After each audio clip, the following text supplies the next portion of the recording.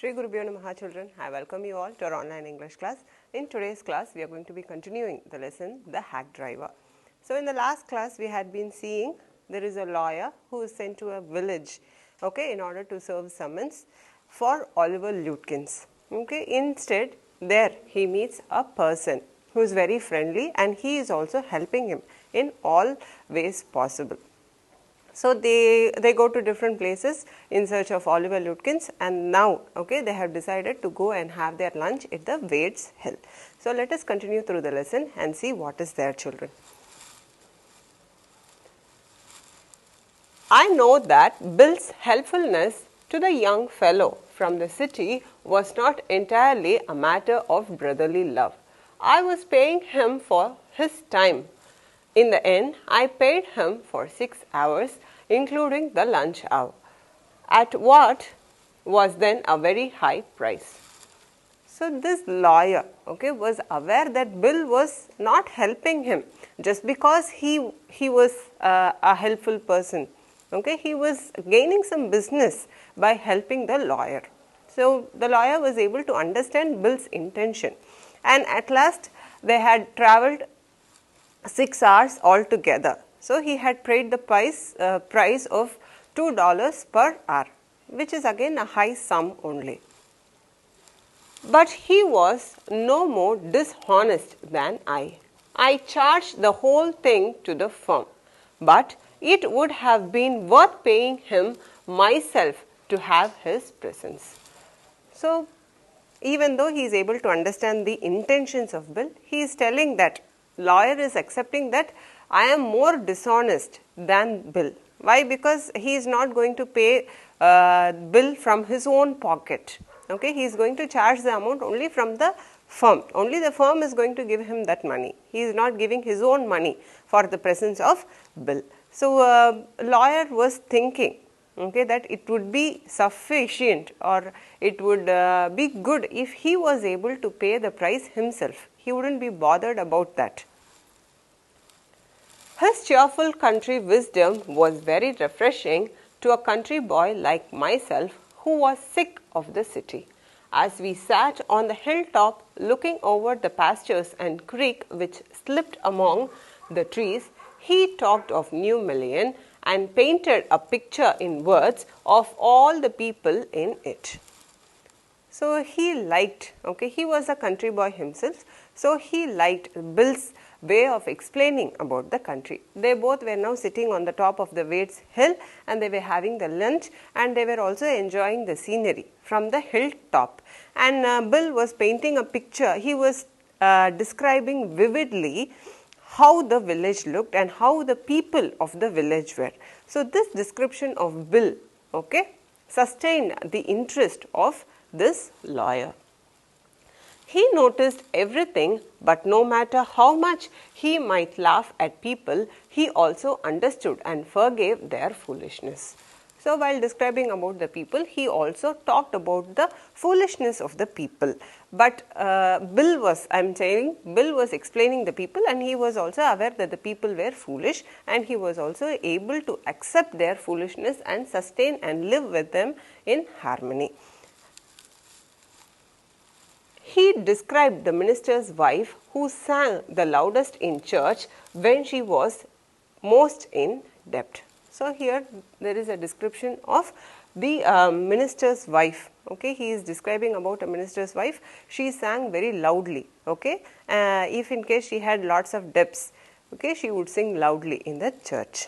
And creek is this brook, okay, which is there in the valley is called as a creek. He commented on the boys who came back from college in fancy clothes. He told about the lawyer whose wife could never succeed in getting him to put on both a collar and a tie on the same day. He made them all live. On that day, I came to know New Million better than I did the city and to love it better. So, he was also describing about some boys who wore fancy clothes and he was also describing about a lawyer okay, who was never able to wear a tie and a collar at the same day. Okay, he never succeeded in wearing them both on the same day. So he started liking New Million better than the city. Bill didn't know about colleges and cities, but he had traveled around a lot of the country and had a lot of jobs. From his adventures, he had brought back a philosophy of simplicity and laughter.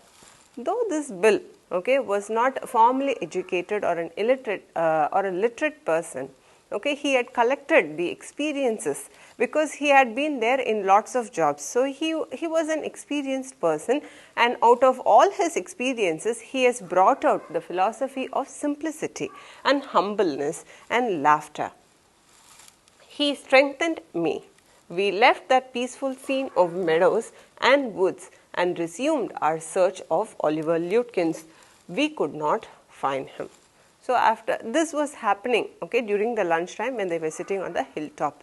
Now that they have completed the lunch and they are back to the search of Oliver Lutkins. Resumed. Resumed means something which had stopped before, now they have started to continue that work. Okay, that is called as resumed. At last, Bill cornered a friend of Lutkins and made him admit what he guessed. Oliver's gone out to his mother's farm, 3 miles north. We drove out there laying plants. I know Oliver's mother. She's a terror, Bill sighed. So now they have come, they have met a friend of Oliver Lutkins, and they cornered him means what? They caught him and they asked him where was he, and he told, okay, that he has gone to his mother's farm, which was 3 miles north, and they are also going to the farm. And Bill is also explaining that Oliver Lutkins' mother is a terror. Okay, she is a very argumentative person. I took a trunk out there for her once, and she almost took my skin off because I didn't treat it like a box of eggs. She is about 9 feet tall and 4 feet thick and quick as a cat, and she sure can talk. So he is describing how the mother is a terror. She is a very terror lady, okay, and she is 6 foot tall and she is 9 foot tall and 4 feet thick, which means what? She was very gigantic, okay. And why the circumstance wherein he met the lady was once he happened to take a trunk box to the Oliver's mother's house, okay, and she ripped him off his skin, which means what? She treated him so bad. Why? Because he was not treating the box like a box of eggs. He didn't handle it with a lot of care or very delicately. Since he handled it like a box, she got agitated and she treated him very bad. So that is how he came to know about Oliver Lutkins' mother. I'll bet Oliver heard that somebody is chasing him and he's gone on there to hide behind his mother's skirts. Well, we'll try her, but you'd better let me do it, boy. So now Bill is giving his assumption, okay, since this lady is a terror lady, and Oliver would have heard through somebody that people are searching for him.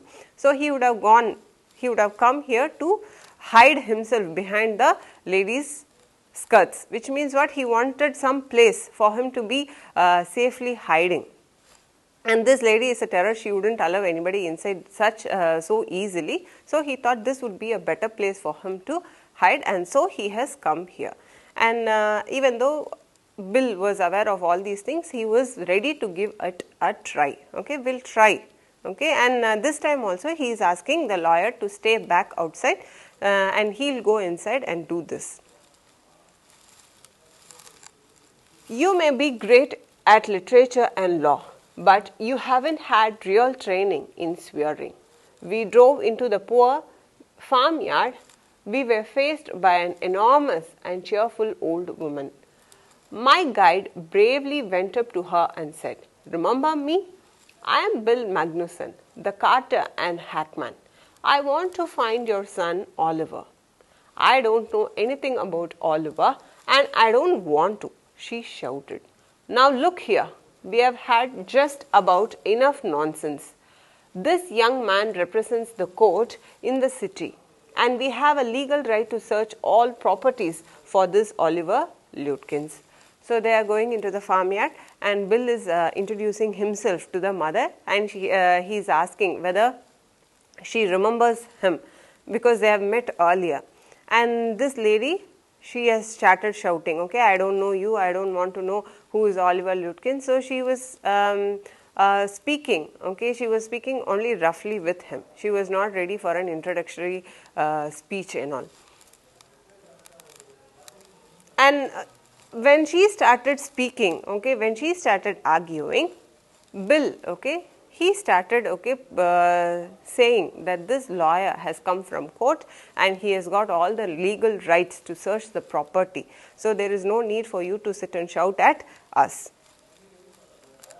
Bill made me sound very important, and the woman was impressed. She retired into the kitchen and we followed. She seized an iron from the old-fashioned stove and marched on us, shouting. So once Bill said that this man has come from court, this lady stopped talking and she retired. She retired means what? She went back. She was not shouting. She started retreating. She went back into the kitchen. And this made the lawyer feel proud, okay, that Bill has successfully calmed the lady down, and she is now accepted for the house in search. And this lady went inside and they also followed her inside the house. When she went inside, she took an iron from the stove and she started marching towards them and she was shouting. Okay, she is now having some something to hurt them. Okay. You search all you want to, if you don't mind getting burnt first, she shouted and laughed at her frightened retreat. Let's get out of here. She'll murder us, Bill whispered. Outside, he said. Did you see her smile? She was laughing at us. I agreed that it was pretty disrespectful treatment. We did, however, search the house.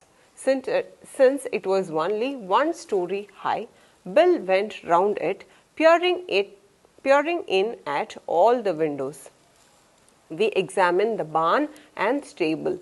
We were reasonably certain that Lutkins was not there. So this lady, she started shouting. She was having some arm in her hands and she was shouting, okay, you are allowed to search my property, but on one condition. First thing is, you get ready for yourself to be burnt alive. If you are ready for it, you can march inside and search my house. And she started giving a very cruel smile. So the lawyer and Bill, they were afraid and they started moving back, thinking that she will murder them. Okay, but even then she forced them outside. Bill somehow managed to go around the house. Since it was only a one-story building, he went around the house. Okay, he was peering in. Peering in means peeking in. Peering means peeking or looking through.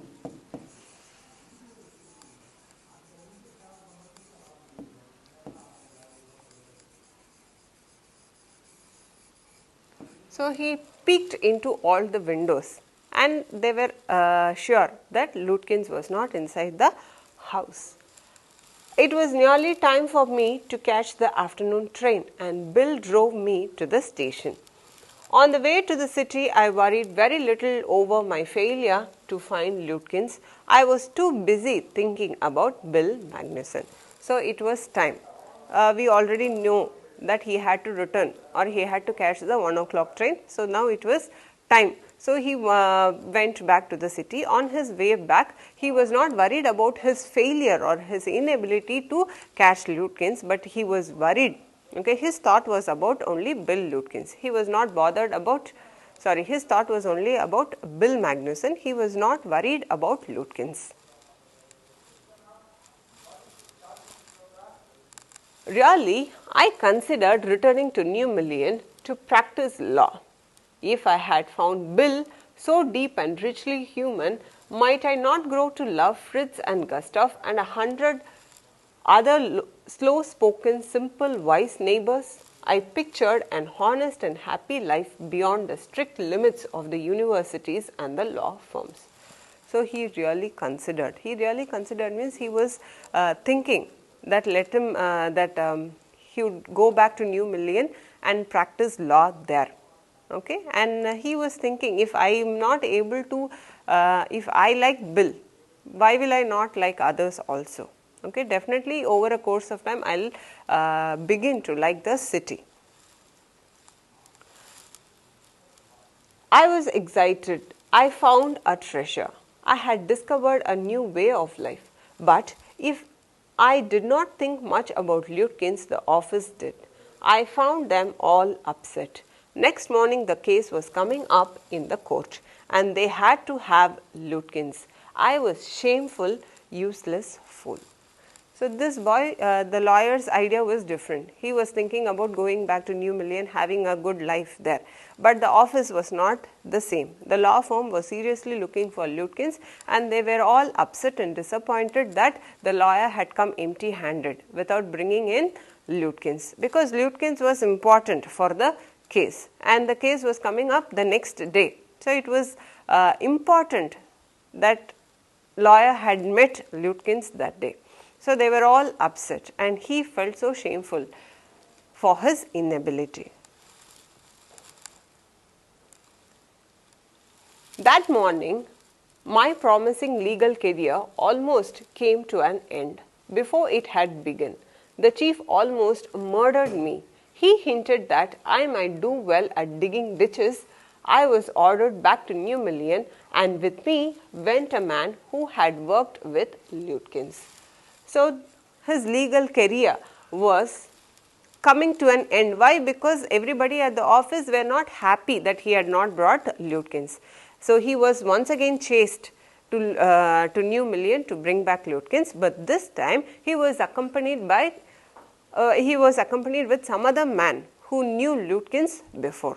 So now they both are going back to New Million in search of Lutkins. I was rather sorry because I would prevent my loafing all over again with Bill. When the train arrived at New Million, Bill was on the station platform near his cart. So this time he is going back to New Million, which is again a very happy thing for the lawyer. But this time he was not happy because he was accompanied by some other official from the law firm. But this time he cannot spend happy time with Bill. So that made him a bit worried. And when they came to New Million, when they arrived at the station, they saw Bill was standing at the station with his cart. Strangely enough, that old tigress, Lutkins' mother, was there talking and laughing with Bill, not quarreling at all. So when they get down at the station, the lawyer notices something very strange. Okay, the lady, the mother of Lutkins, who was a tigress, which means what, she used to fight a lot. This time she was not fighting with Bill. Instead, she was laughing and speaking with him very happily. From the train steps, I pointed Bill out to my companion and said, "There is a fine fellow, a real man. I spent a day with him." So while they were getting down, this lawyer, he is pointing Bill. Okay, he is introducing to his companion that is Bill, and with him only I was spending the entire day. Okay. "He helped you hunt for Oliver Lutkins?" "Yes, he helped me a lot." "He must have. He is Lutkins himself." What really hurt me was that when I served the summons, Lutkins and his mother laughed at me as though I were a bright boy of 7. So this man, okay, the companion who accompanied the lawyer, he is revealing the truth. He is saying that the man you spent, okay, the man with whom you spent the entire day is Oliver Lutkins. He is only the real person we are searching for. And you come and say that with him only you were spending all day and that person was only helping you. So this lawyer felt very ashamed. He felt very guilty. And he was also disappointed. Why? Because both Oliver Lutkins, that is the Bill, and his mother were laughing at him as though he was a very a brilliant boy. With loving kindness, they begged me to go with them to a neighbor's house for a cup of coffee. I told them about you, and they are anxious to look at you, said Lutkins joyfully. They are about the only folks in the town that missed seeing you yesterday. So, on getting down from the station, Bill is coming. Bill, the actual Lutkins, he is coming and he is talking to the lawyer. He is telling, why don't you come and have a cup of coffee with a neighbor? Okay, because that is the only person. They are the only person who didn't see you yesterday. Yesterday, I took you on a total tour. Okay, I have shown you every people in the village. Only they missed seeing you. So, why don't you come accompany me today? We'll go and have a coffee. So, he was pictured like a real fool there. Okay, he was fooled the entire day. So, Lutkins was having a fun, okay, cheating the lawyer who had come in search of him.